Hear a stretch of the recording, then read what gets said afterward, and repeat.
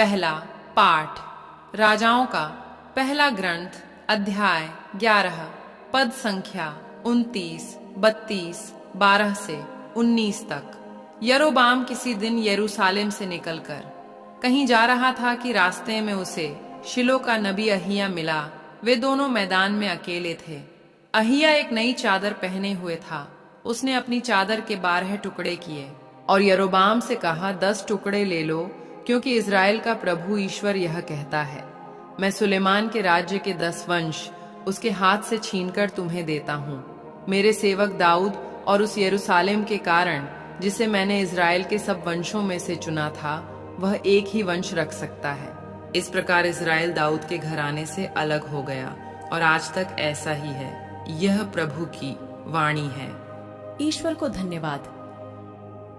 सुसमाचार संत मार्कुस अध्याय 7 पद संख्या 31 से 37 तक। ईसा तीरूस प्रांत से चले गए, वे सिदोन होकर और देकापोलिस प्रांत पार कर गलीलिया के समुद्र के पास पहुंचे।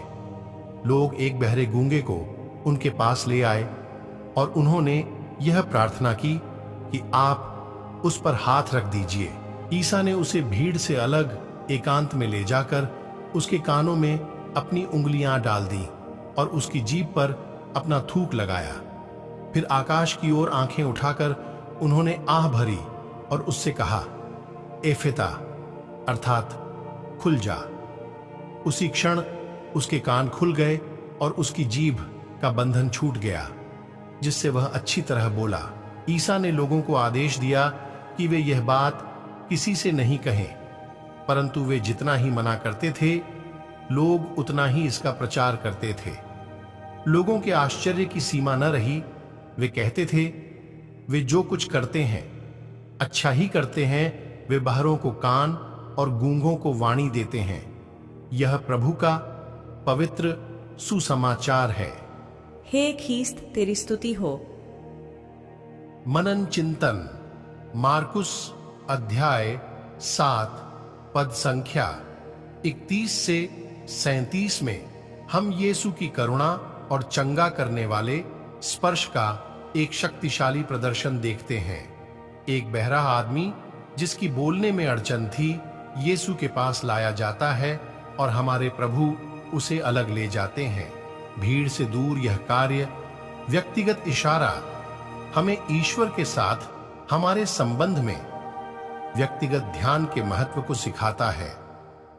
जब यीशु उस आदमी के कानों में अपनी उंगलियां डालते हैं और लार से उसकी जीभ को छूते हैं, तो एक गहरा संबंध स्थापित होता है।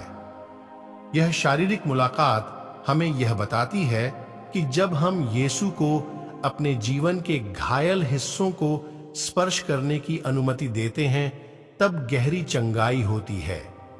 यीशु स्वर्ग की ओर देखते हैं, अपने शक्ति के स्रोत को स्वीकार करते हुए हमारे लिए एक याद दिलाने वाला है कि हमें ईश्वर की ओर कृतज्ञता और निर्भरता के साथ अपने हृदय को उठाना चाहिए। उस आदमी की सुनने और बोलने की चंगाई हमें याद दिलाती है कि विश्वास में सुनना और घोषणा करना दोनों शामिल हैं। क्या हम वास्तव में अपने जीवन में ईश्वर के वचन को सुन रहे हैं? और क्या हम अपने विश्वास को दूसरों के साथ साझा करने में साहसी हैं?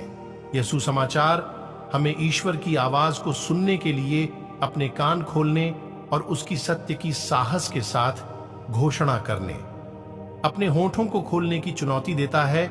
आज का सुसमाचार हमें अपने जीवन में यीशु के चंगा करने वाले स्पर्श की तलाश करने का आह्वान करता है, उसके वचन को ध्यान से सुनने का और अपने विश्वास को विनम्रता के साथ साझा करने का। हमें यीशु की परिवर्तन करने वाली शक्ति के लिए खुले रहना चाहिए, जो हमें पूर्ण बनाने के लिए स्पर्श करती है और हमें उसके प्रेम के गवाह बनने के लिए सशक्त बनाती है।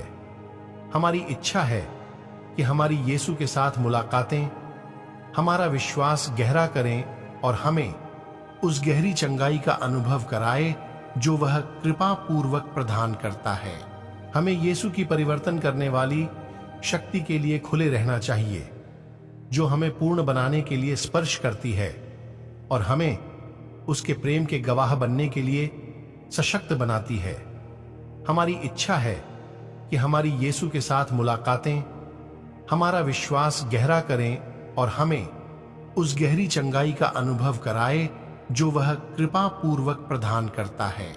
मेरे प्यारे विश्वासी भाई बहनों, आइए तब हम सभी वचन पर मनन चिंतन करें। आप सभी को परमेश्वर आशीष तथा शांति प्रदान करे। आमीन।